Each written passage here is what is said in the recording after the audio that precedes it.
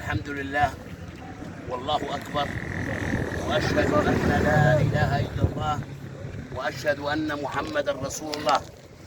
نحن أبناء قبيلة الحديدين وعشائرها جميعا، نريد أن نوجه كلمة من ساحة المعركة.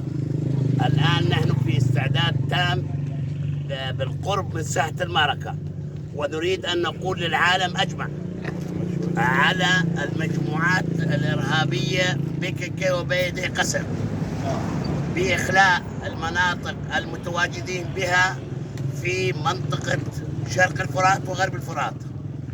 نحن الآن نتوجه إلى منبج وإلى الساجور إلى خوض معركة.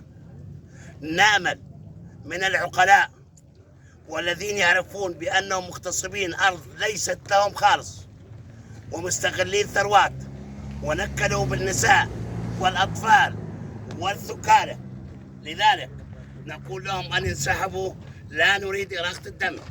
وعلى التحالف الدولي أن يقف موقف حق مع أبناء القبائل والعشائر، وخصوصا أبناء المنطقة الشرقية الأحرار منهم، ونهيب إلى جميع أبناء القبائل والعشائر لمساندتنا في شرق الفرات لخوض معركة تنظيف وتطهير وإعادة الأرض لأصحابها.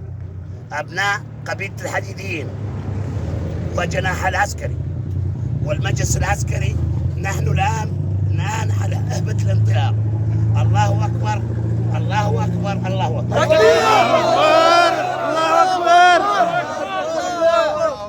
الله أكبر. هيا من الشام، يلا نشام على السيارات، يلا كفو كفو كفو كفو كفو كفو.